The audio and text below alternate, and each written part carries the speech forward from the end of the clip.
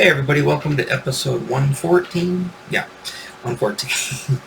I wanted to talk about, I was going to get into the miniature talk, so modern Dungeons and Dragons miniatures. I was looking through all our miniatures we have, my sons and mine, I guess. And yeah, I was just checking the stuff out. Here's the thing, just like action figures, just like records, just like anything, it's all at the end of the day, it's just a big money-making pyramid scam. Guys, I got my fan and my heat, I tell you. You guys can hear me okay. It looks like I'm coming in okay. But anyways, yeah, it turned into this, and it's my fault. And it's, somewhat my son's fault, but my son's a kid, so, you can't really blame him for it. But it just turns out into, like, whatever we get into, like him and I as a father and son thing, it just turns into this big, endless, literally endless quest, no pun intended, of trying to find everything. Gotta collect them all, gotta catch them all, gotta, buy them all. I mean, you don't have to buy them all, but I mean, you just get caught up in it. You're like, oh, well, hey, I'm at the store, or I'm at the hobby shop or the game store, and they have that miniature. Oh, I like that one. Oh, I'm going to buy that one. Well, that's $15 for that big, not gargantuan, but I guess large size. I can't remember that. It's been a few months, if not a year. So I can't remember the scaling on. I know it's tiny, medium size, giant size, monster or large size, I can't remember. But anyways, the different sizes of miniatures. Yeah, you end up spending 15 here. It's just like when the action figures. Oh, like an action figure I kind of want, for the collection. And suddenly it's, this is why a good thing why my car doesn't work anymore. It's because I can't, and it's starting to get cold. Now, I know I talked your ear off about how this time of the year really, puts me in a funk. However, it also keeps you from wandering around to these stores all the time, and wanting to spend money that, you shouldn't spend or you don't have. But yeah, stuff can add up quick, and suddenly, you're like, wow, I bought like 3 or 4 miniatures, now I've got 300 or 400 miniatures. And I'm like, okay. And of course this is, I would have loved to have 300 miniatures, when I was a kid, back when I was a teenager, playing Dungeons and Dragons back in the, 80s. I would have loved to have had all that stuff, but it just wasn't, and they were cheap then. Relatively. It's funny when you think about it. You can get, I don't know if they've changed the prices, so we're going to find out, because I'm going to go onto the miniature market and show you that website.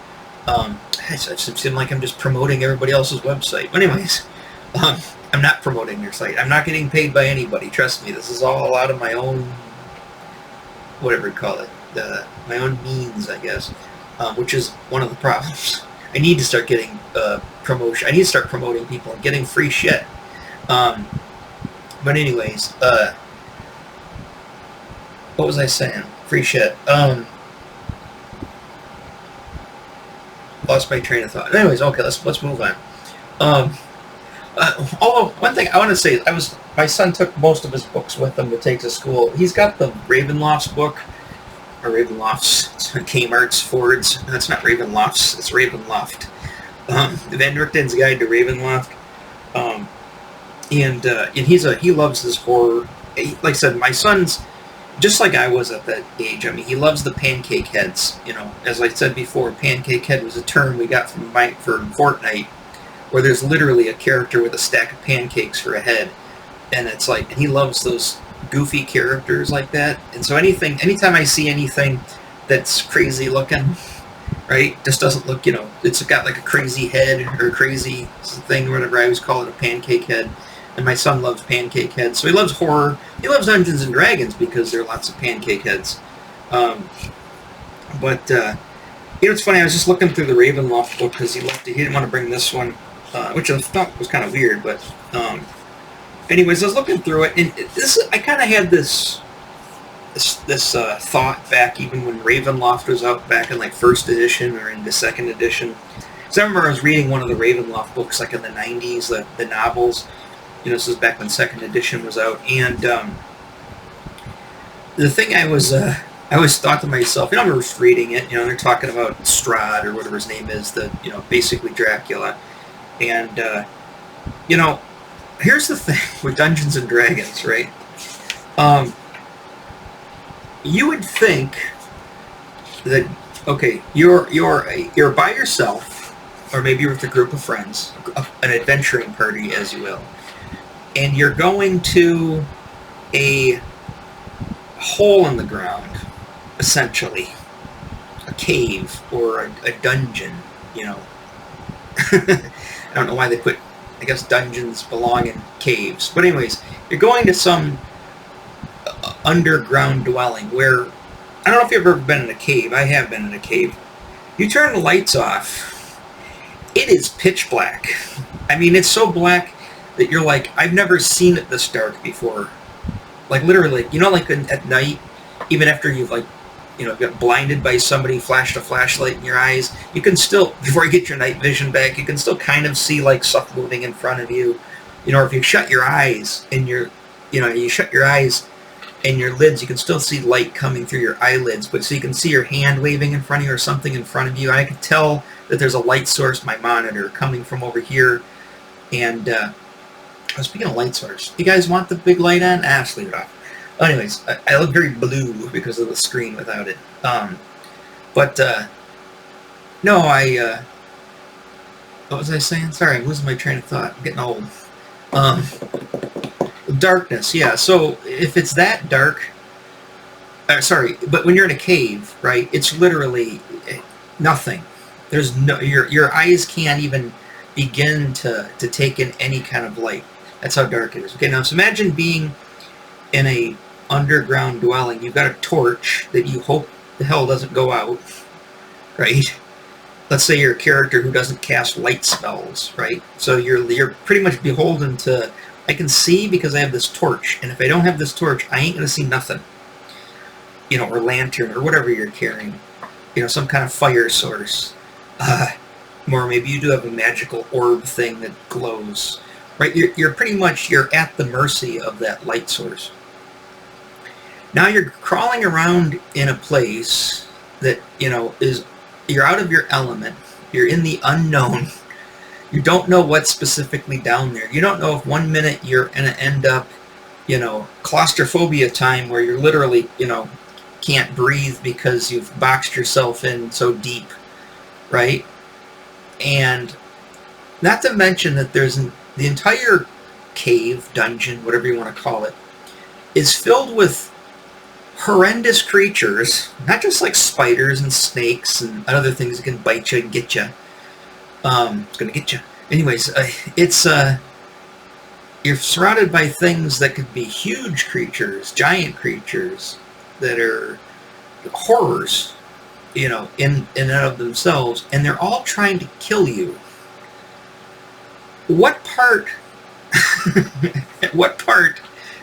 of that does not sound like a horror, right? So I find that the Ravenloft, even I know people have essentially a hard-on for the whole vampire mythos. I really do not care about vampires. I'm not a romanticist when it comes to vampires, and the werewolf thing's okay, but I mean, I'm not into any of that romantic crap. So all of the fancy dresses and the and all the romance and all the seduction and all the whatever, that's all lost on me.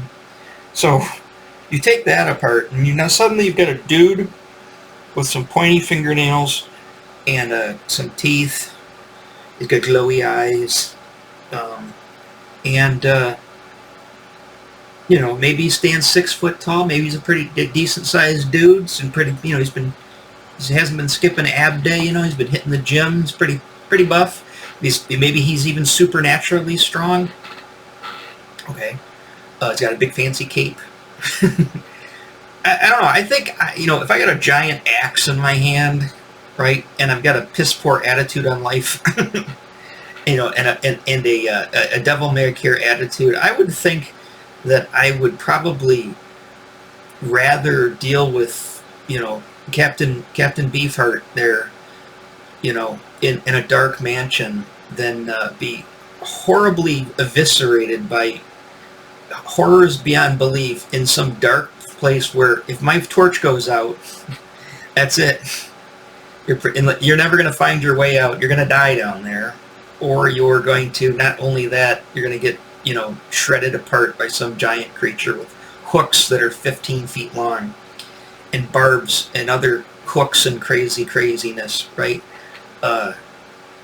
Or eaten alive by rats, you know, or yeah, even if there's a friendly skeleton down there, even if there's a bunch of like zombies down there, I think I got more luck with the zombie than the 15-foot tall monster with 15-foot long claws that are just swinging them around like, you know, swinging them around like sing-dings or whatever. I was trying to make a Big Trouble in Little China reference and I couldn't think of it.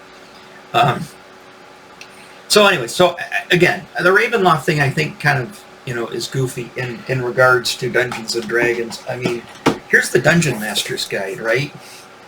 That thing looks a lot more, this Lich looks a lot more, you know, scary than what's his name over there?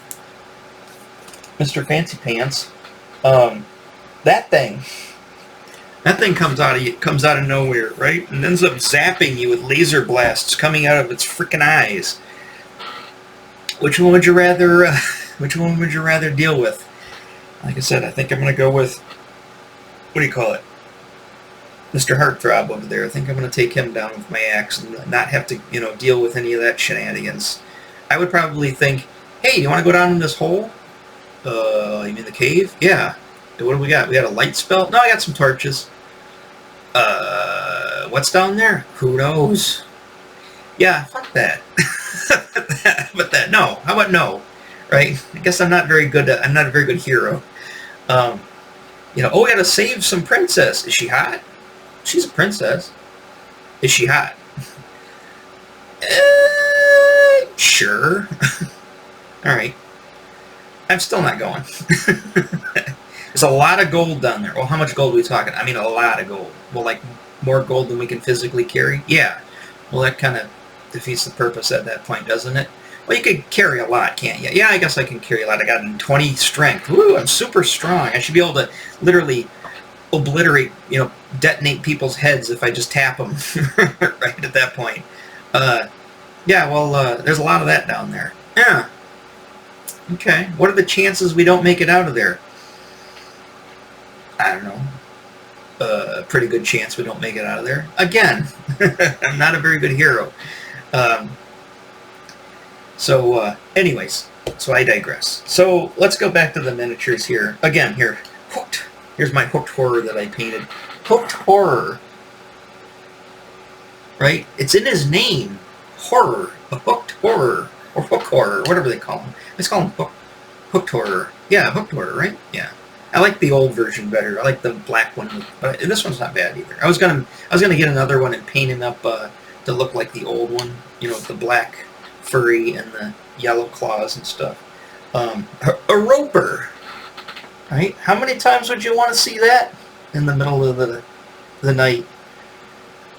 And I can't remember. This thing's super tough. I mean, this thing can just eviscerate an entire group of low-level characters. Yeah, I don't think... It sounds pretty horrific to me. I haven't painted him yet. I was waiting for him for the longest time. It's Dragoon.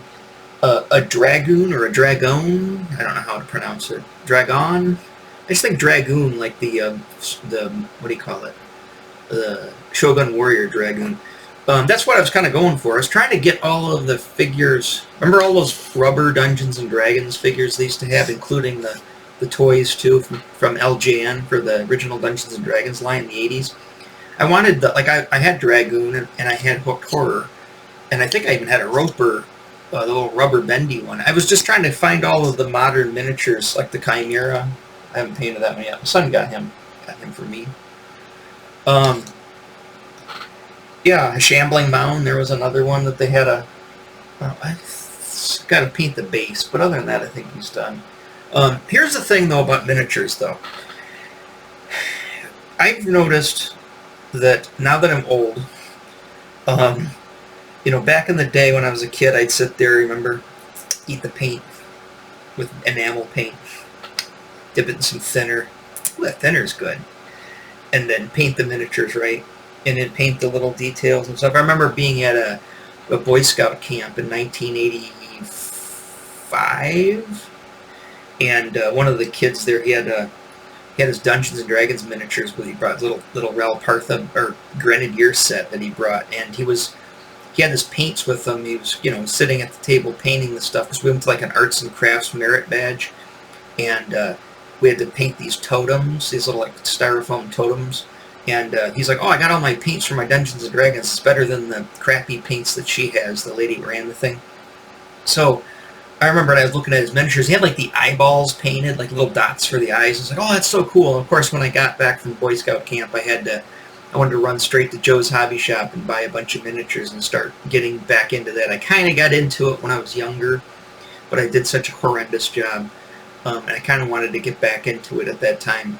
And then, of course, late 80s, me and my friends, we were painting miniatures. Like that's when the whole Citadel thing, watch my video on the Citadel things, when the Citadel thing all came about. And, I was pretty decent at painting them then. I didn't really have like all those new techniques. And I blame Citadel for this. They're the ones that really kind of made this a thing. Being the Games Workshop stuff, was all the dry brushing and all the washes and all the stuff. Back in the 80s, nobody dry brushed a thing. Nobody ink washed a thing. We pretty much just block painted everything, but you had to block paint it pretty nice. Maybe we'd do a couple of lines and stuff in here for a little bit of shadow or detail, but for the most part, nobody was dry brushing nothing. I don't even think I knew what dry brushing meant until the 90s, or late 80s, 90s. I'd say that because he's all dry brushed. There's like 3 or 4 different greens on him. But anyways, here's the thing. And I realized this when I got back into this stuff with my son, was I can't see shit. I mean, I sit at a table here and I draw on this Wacom here, right? But the thing is, I can blow the screen up. I can blow it up huge. There's the tiniest little detail. So there's huge detail in this little spot, right? But when it comes to actual 3-dimensional objects, you can't. I mean, you can. But the thing is, when you bring it close to your face, I realized how. Is it nearsighted, farsighted? I can't remember. I can't see far away. I need my glasses to see the television set sitting in a chair. But I also, because I need bifocals, obviously. So but like there, I can see that fine in focus, right? But I can't see the detail, paint the detail, and I can't work. And I remember I draw with my nose. I also paint with my nose. So I got to paint like this, right? Sure, yeah, get a magnifying glass. I tried those stupid magnifying glasses. It's just a waste of money. Yeah, and I bought like reader glasses, right? I had some good. The reader glasses actually really. I got like I had to get like the strongest, literally the strongest set of reader glasses at like Rite Aid or Walgreens, and they broke. And of course, I just haven't replaced them yet. But I need to get another set of readers. But the readers were fine. But I don't like things in front of my face when I'm painting. I like the open air, right? It's like I said, I don't use my glasses obviously to draw. I can blow things up on the screen, but like I said, I don't like things in front of me. I just can't concentrate with stuff. Like a like I remember working at a medical lab and having to wear those shields. Oh God, they're a nightmare. Yeah, so I can't see them anymore. So anything that's not just with dry brush, dry a little bit, a little lighter color, a little bit, and it's big, right? Most of the miniatures we have that are painted are all big things. I mean, sure, yeah, you got to paint the teeth, but they're right there in front of your face. I mean, that far away. He wasn't super. He doesn't have a lot on him. Just the beak really was the hardest part, is getting the beak and the eyes. So I noticed I could paint the. Here we go. This is another one. This is my son's tomb tapper. You'll see like his teeth on there. Again, this looks like a horror. He taps tombs. Could make a weird joke about that, but I won't. Anyways, I know the character. I would be a tapper, but not a tomb tapper. But anyways, Yeah, so I don't know. I can't see them anymore. So that's one of the kind of the reasons I kind of gave up on the hobby. Where's my dragon? I have somewhere around here. I gotta put him back on his base. But there's my green dragon, and yeah, you just dry brush the crap out of him, and you gotta stay in the lines like a little bit, and then like his teeth and stuff, and maybe his eyes. But for the most part, I got it down pretty good. I think I had the readers too when I did this. But yeah, but when you're painting, where's a guy? Oh, not even just a guy. Let's really amp it up. What is that? Oh, here we go. Okay. So now you're painting this, right? Big chunky thing. Now you got to paint this. Yeah, I can't see that. I can barely see it. And the thing is, you're sitting at a board playing, it's just like, really, how detailed does it really need to be? And, and whenever you go to, here's the thing, you could spend all of your time painting the most beautiful miniatures in the world, and your world looks lush and colorful and masterfully done, right? Then you go play with a bunch of idiots, right? What do? I got a penny, is my guy. What's worse is when the dungeon master is like, what are we playing? I got some Monopoly pieces. What? What's going to be, what are we fighting? Oh, we're fighting thimbles. Okay. All right, what's that over there? Oh, you mean the piece of a juji fruit? Oh yeah, that's supposed to be a dragon. I'm not immersed in the fantasy setting. So you know what? Maybe it is good that the D&D Beyond thing with their virtual miniatures is out there, because nobody can bring a juji fruit, a thimble, and a penny to the game table to be their characters. When you spent hours, and lots of money painstakingly working on your beautiful miniatures, and everybody else is just like that. And then these same people get mad at you when you break character and make, and cause ruckus at the table by cracking jokes every 5 minutes. I take you out of the game world. I take you, Mr. Penny, for your barbarian as a penny. Does he have a beard and a tat? Is it Abe Lincoln, the barbarian? Again, people. I don't really dealing with people at the game table, but I guess that's what it's all about. And again, I seem to be a contradiction every time I think about everything. I get mad because, all these kids playing these video games is not very social. You need to sit at a game table and play a role-playing game. That's more social. Okay, now you're in a social. I hate being in a social setting. Hate being around all these freaks. I remember back in the 90s when Magic very first came out, and I didn't know what it was at first, and then I remember going to a hobby shop, Alcove, down in Woodward, in Detroit, Royal Oak. And anyways, I go in there and I go, oh, what's this? And they're like, oh, it's a card game. It's a collectible card game. What's that mean? Well, it's like, baseball cards and football cards, hockey cards, except for it's these creatures or different things. They all have different abilities, and there's certain cards are worth more than the other ones. And I thought, oh, that's really cool. Then I thought about it, and I went, that's not very cool. So in other words, I have to have the super expensive rare cards to be good. And the game's balanced more than that. And then there's all kinds of strategies. So what you're saying is I need the most expensive card on the board to be able to, I need the nuke card that costs $5 squillion and is rarer than, a unicorn. I gotta find that to actually be able to beat anybody. And then the worst part was, in the back there, they didn't have a very big place in the back of the shop, but they did have people playing Magic. And I thought the game was really cool until I saw people playing the game. I think I mentioned this before when I was talking about Warhammer. I always thought how Warhammer was so cool until you see people playing Warhammer, and you're just walking around, you're looking at the table, looking at the people. Like I said, I'm not trying to insult anybody, or poke fun at anybody. Like I said, you can poke fun at me all you want. I can take it. But and I'm just walking around looking at people going like, oh, I really don't want to do this. I really don't want to be part of this world. But I'm so starved for for attention and some type of camaraderie.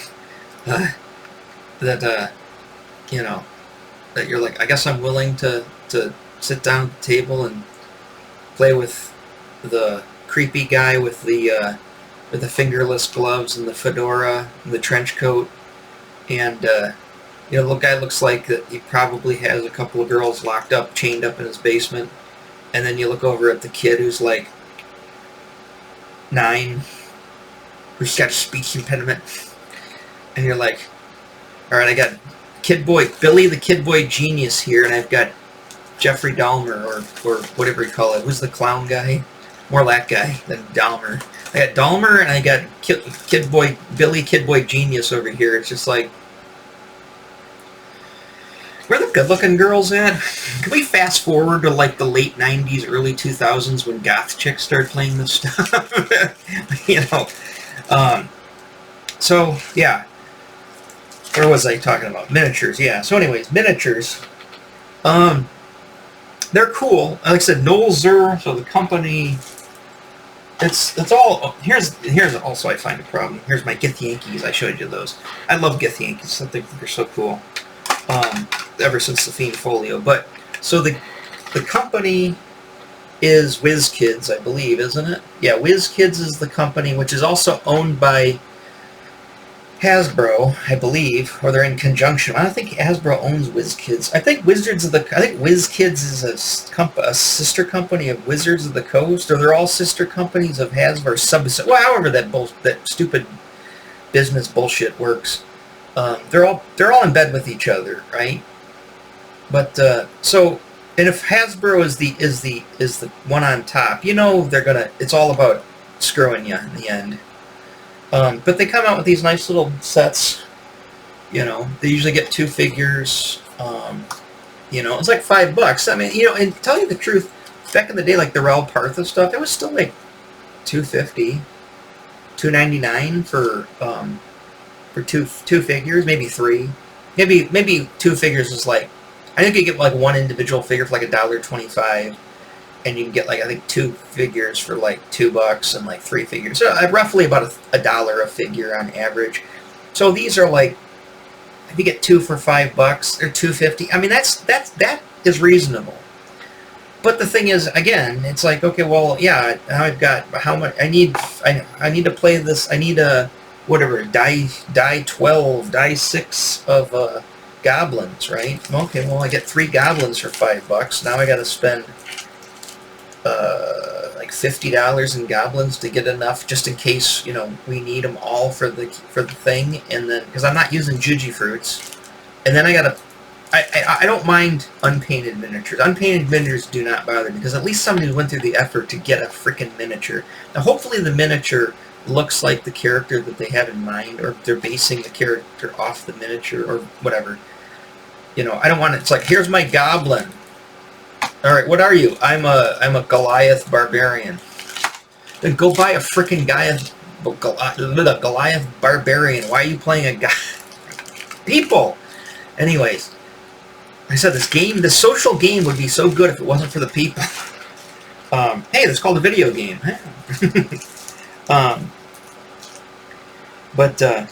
Yeah, so they put these out, and I think they've been out for about 10 years or so. I remember when they first came out, specifically I saw this set, the Buggy Bears. I like my Buggy Bears. And I was like, oh, those look really good. Those are really nice. And I didn't know what they were at first. Like, oh, they must be plastic or some kind of resin, which they are. And they're like they're pre-primed. I was like, oh, that's kind of neat. They're even pre-primed and everything. That's pretty cool. You know, and it's funny because I always thought that they're all pre-primed, but like I don't think that the Dragoon, I don't think some of the stuff is pre-primed. I think it's just the resin. But you can tell the Bugbear's got a little bit darker gray. They're primed. So you don't need to shoot them with primer or anything. You know, again, living in an apartment, I don't want to take the stuff out in the courtyard of my apartment complex. I also, whatever I could get away with painting in an apartment where I don't need anything spraying around, no aerosol, no, you know, airbrushes aren't, I don't own an airbrush, and every time I've tried to use one, it's just detonated in my hand. I can't get the three seashells to work properly to work an airbrush, but airbrushes, you know, but even they have overspray and they can get spray on stuff, right? But you can get pretty precise with an airbrush, and I believe most of the paints that you're using are non-toxic. However, I don't want to get into that. And again, then the air compressor's on. Now I'm going to piss off the lady upstairs running this compressor, right? It's like you can't win. Unless you have a nice house. Then you can get away with stuff. But living in an apartment, there are limitations. But you know what? At the same time, if you don't, it's less aggravation. Hey, just don't get into this stuff. There we go. Now you won't be agitated. Just sit around, dream about it, getting into it. Don't actually get into it. Which is actually kind of a little point I want to point out about some of this stuff is, I love this stuff, right? I love the books. I love the miniatures. I love the world. I love everything about Dungeons and Dragons. But I don't like to play the game sometimes. Does that make sense? I love reading about, the creatures of the Feywild, or whatever. I like reading about the Underdark, and I like, oh, this is pretty cool. I like these characters. Oh, this is neat. Or I like that stuff. I like reading, like, the lore sometimes, but I don't actually like to play the game. And it was just weird because I was the exact opposite, like, 20 years ago, where it's like, I don't care about the lore and the fluff. Just everybody called it the fluff. I don't care about the fluff. I just want to know the game mechanics and how to, I just want to play PvP, just versus, like the Warhammer 40,000, just play against your opponent and stuff, and blah, blah, blah. Find all these strategies and the best army to build and totally maximize the numbers. And I thought to myself, I don't like to do that either anymore. I just like to read about this stuff. But I don't want to sit down and read a book either. I want to sit down and read an entire novel, like a story. I just want to read like little bits and pieces of things. Like I said, I was flipping through the Ravenloft book, and I'm sitting there eating my lunch, and I was just like, oh, that's interesting. That's kind of cool. I got that kind of enjoyment out of it.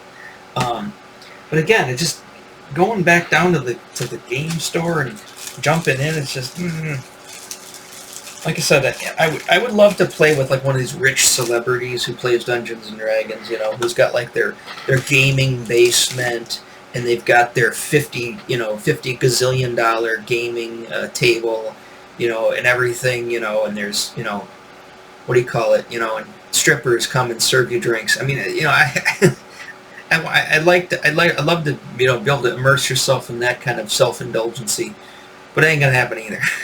So you're kind of at the mercy of whatever you want, whoever you can play with. My son's having fun because he's playing with his friends, and that's what he wanted to do too. And it was weird taking my son, at the time he was only like 9, and I was taking him down to play Dungeons and Dragons, and the dungeon master had a 9-year-old daughter who would also play sometimes, so she was fine with kids at the table. A lot of the other people at the table, especially young, not even teenage boys, like boys in their early 20s. It's just like, dude, it's like, I'm pretty tolerant about this stuff. Me and my son watch South Park. I say lots of inappropriate things, right? But I mean, I try to be mindful of it for the most part around my son. And you sit at a table, it's like these young dudes. It's like the problem is usually there's a girl at the table, and when there's a girl at the table, it creates a weird dichotomy, because you've got like all these young, what do you call it? These young kids, young boys trying to puff up their chests and peacock and act cool to impress the girl at the table. It's just weird. And then, I'm not saying that I'm not, thinking of the most, crazy things in my head either. But I'm just saying, I'm an adult, so I'm usually pretty cordial with people. I'm usually, try not to make people feeling uncomfortable. But these kids at the table, it's like, okay, well, while you guys are beating your chests to impress Susie Rottencrotch over there, you realize what you're saying in front of 9-year-old kids, right? So there's that going on, and again, and then if you sit there and it's like, all right, well, I just want to play with all adults, right? My son jumped in; he wanted to play with all adults, and that was a creepy situation too. I don't mind playing with all the adults, I also find playing with a lot of adults to be boring as well because they all act like adults. I guess I'm a walking contradiction. It's just like I don't want to play with these young kids. I don't want to play with these creepy old people. I don't still want to play with anybody. I guess when it comes down to it. Um, but anyways, where was I? Miniatures. Okay, let's go. Yeah, we only got a few minutes left. So let's hit this real quick. I'm just curious because I haven't been on this site in literally over a year. So I'm just wondering what... I guess I got to flip over to that, don't I? Where's my thingy? I'm just curious to see... let's see, it's probably not the best place for me. Let's shrink me down. Woo! Let's put me over here. Alright, got to shrink me down a little bit more. Okay, I'm way down over there. Alright, way in the corner. Okay. It's cool, I learned how to do that. It's like, oh, I didn't know you could do that. So anyways, alright, so what are we looking for here? Miniature games. Well, board games, role-playing games, Dungeons & Dragons, Pathfinder, Star Wars, all role-playing games. Role-playing game supplies? Let's try miniatures. Oh, here we go. Oh, let's start right here. Ah, come on! Dungeons & Dragons. Collect... I guess we'll go to the Dungeons & Dragons. Under miniature games. Oh, we have another set out? I really thought this was cool. I kind of want this. Actually, I got this a lot. But they're not super cheap, though. They've got mini... This is from, like, the very first Dungeons & Dragons... You know, the first Monster Manual from first edition. And they've got the old school ones here. I think there's like 2 or 3 sets out now. But they're like $90 a set. They're not cheap. I thought there's Purple Worm. I thought that was cool. I don't know what I'm looking at here. Am I looking at... Here's the other thing is I never know all sets. Are these the D&D? This looks different than from last time I was on the site. Let's see here. Sinking your claws into the hot cellars. Let's just hit the hot cellars. I was curious. I guess that's where I was at. It helps me. There's a bugbear. See, okay, I find this bugbear to be painted poorly, but who the hell can see that? To paint them good, right? But that's about, back in the 80s, that's how I would paint things. I'd paint things pretty much like that. I wasn't painting things, but the thing is, these miniatures are so small. They're not like the Warhammer miniatures, which most of them can take them all apart and paint them all individual parts and then put them all back together. These are all, you know, kind of one shot, and you got to paint them. But man, some of these are terrible. Have they gone downhill in quality? I remember for a while they were looking pretty decent. God, they look like crap. I don't even know what I'm looking at here. Bigby presents Glory of the Giants. I was looking for the Nolzurs. Let's see, let's just type this in. Nolzur is unpainted. Okay, here we go. Why am I looking at unpainted? I can't see these to paint. Those look like old ones. Let's see. Can we go skip to sort new items? Okay. What do they have? Draconians from Dragonlance in name only. Oh, look at that! Oh, a flail snail. I used to love the flail snail. I had a flail snail. That's cool. $13.99. That's pretty pricey. So the main figure's gone up. No, they haven't. They're still $5 for 2 figures. You know, and they're about $8 for the next size up. You know, like the medium size figures. So they've stayed the same. Good on you, Wizkids, keeping the prices at bay. Yeah, I was expecting to be like $10 for those sets. They've doubled in price because of the inflation. There's Shriekers. Shrieko, as my son would call it when he was a kid. Shrieko! What else have we got here? Tiefling Warlocks. I like Tieflings. I like the girls. I like the female characters. What do we got here? Grimlocks. Here's the other. I mean, I guess it's they just, you know, they put out what they put out, but I would like them to kind of stay in like a book or something. Like, hey, let's get all of the Monster Manual figures out first. Then let's move on to whatever, Volo's Guide or whatever, and let's kind of put them all out in sets. They kind of sort of do that, but it just seems like everybody who's behind this stuff, everything's so haphazard and so thrown together. You know, I like everything to be very, you know, categorized and very, like, you know, like I said, I'd like to have, I want every monster in the Monster Manual, you know. And they do have most of them. There's a few that they're missing, but they do have most of them. At one point, that was my goal. I wanted to collect every monster in the Monster Manual. But again, that was my thing. I wanted to collect them. I didn't want to play the game. I just wanted to collect the miniatures because of the, you know, the book. There's another Beholder. I feel like I've seen some of these miniatures already, which kind of makes me wonder.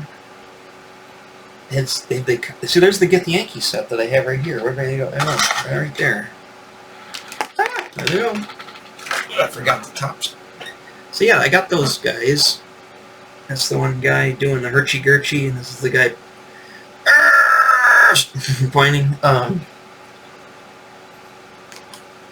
Yeah, so why do I have him glued but him not glued? That's weird. Maybe I was using one. So that means, oh no, here's a stand. So yeah, they put like their stands. Actually, it's got sticky on it. Maybe it was supposed to be on there, and I took the stick off. Anyways, whoops, lose everything here.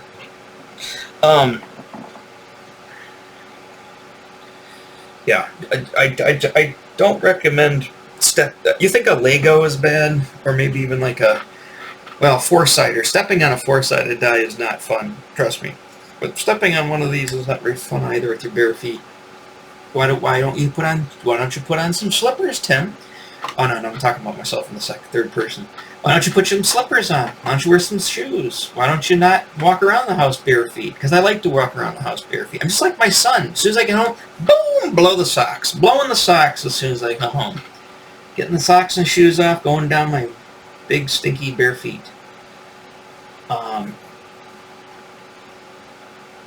What do we got here? Yeah, like I said, I have that set. This is the newest set. They haven't really come out with much in a year. I think the last time we were playing this game was in the winter, so maybe just under a year. Pardon me. Which is kind of weird.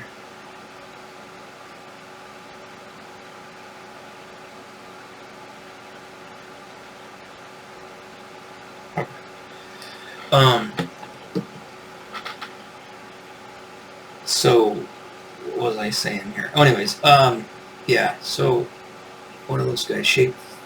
Shifter fighters? Sea Elves, well, that's cool. They haven't had Sea Elves before yet, with their fancy tridents.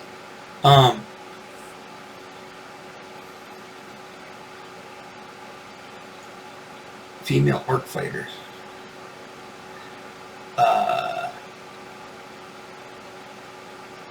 Yeah, so these don't look very new. Did they just stop making them or something?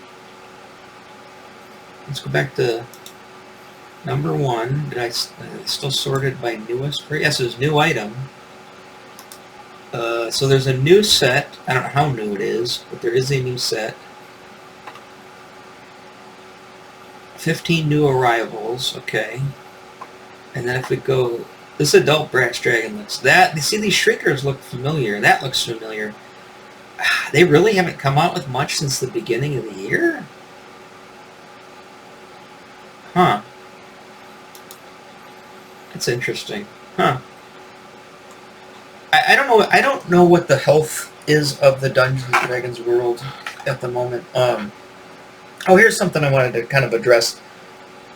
I know I'm kind of going over my time here, but remember how people were what am I talking about?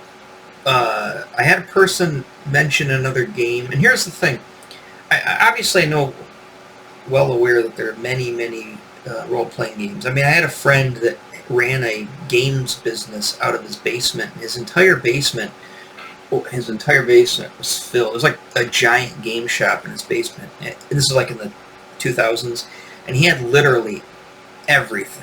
Right? You go down to his basement, it's like going into a store. Right? Everything was for sale. And I would spend. I house sat for him, watch his dog for 2 weeks while he was gone on a business trip, and come on, me and the dog just sat down there in the basement.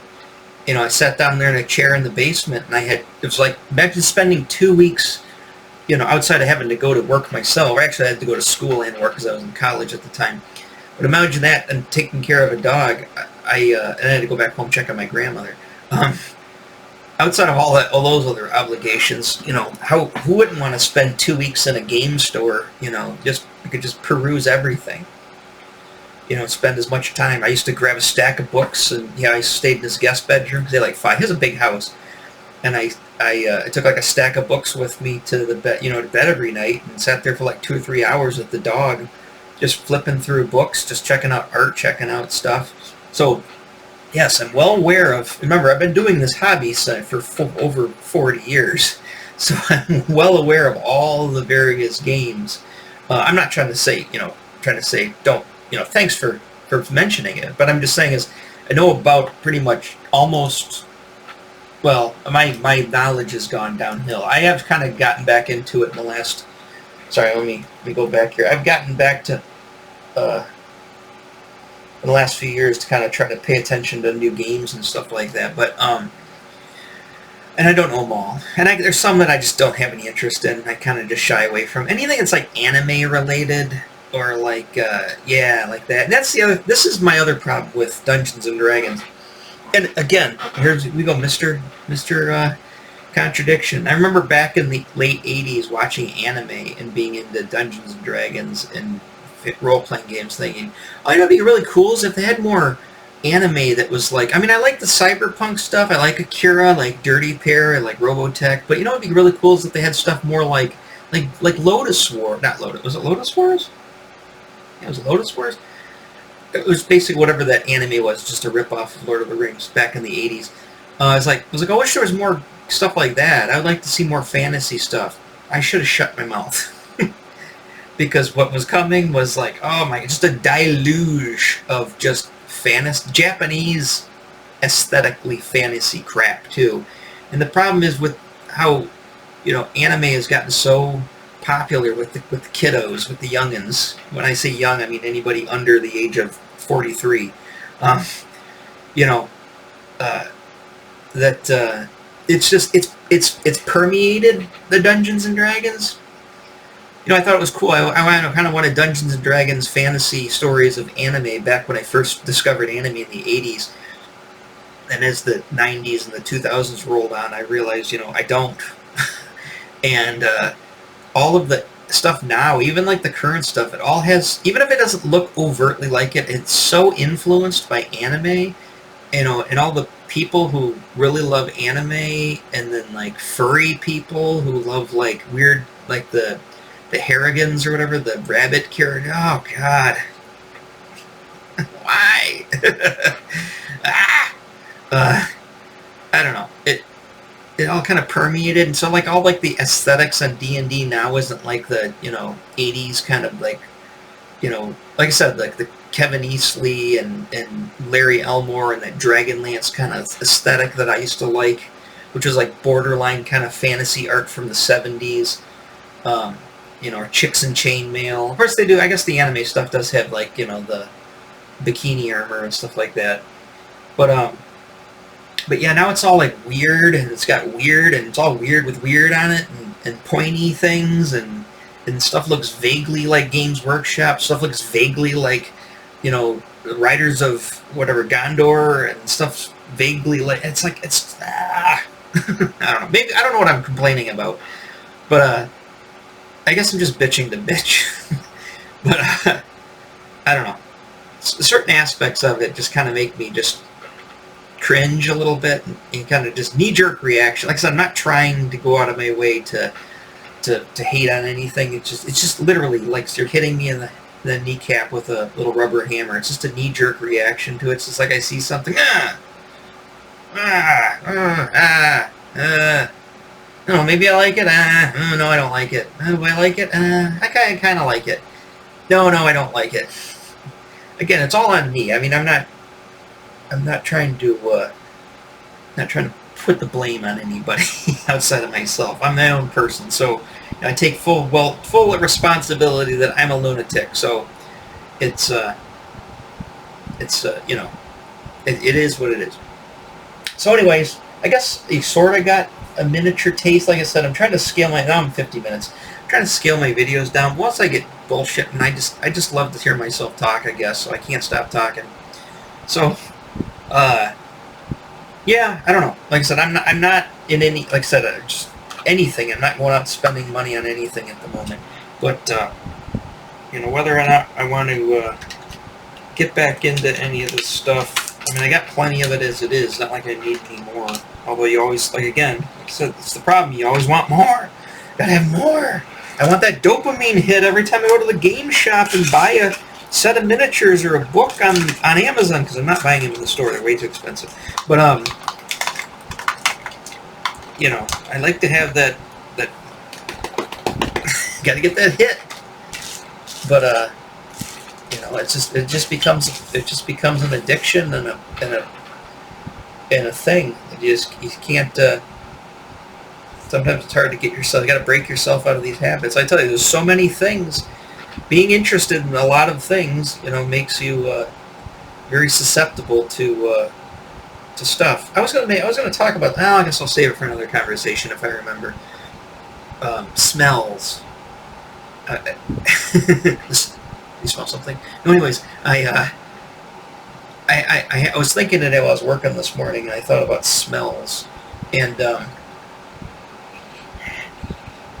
how it seemed like certain points in life or certain things that I remember, whether they're nostalgic or they're things that are current, all are formed around smells that I smell. And sorry, I'm not going to get it. It's probably, I'd have to take an entire hour to explain what the hell I'm talking about. You probably don't want to listen to it anyway, so I was just going to add it as like a little excerpt into maybe this video, but I talked too long on this stuff, so I guess that's not happening. Jesus, people really want to get a hold of me. I guess I'm that important. I really want to sell me something. It's usually they want to sell you something. Anyways, yeah, so we'll end the video here. I'll probably post this on Monday. Again, I'm going to scale the videos down to 3 videos a week.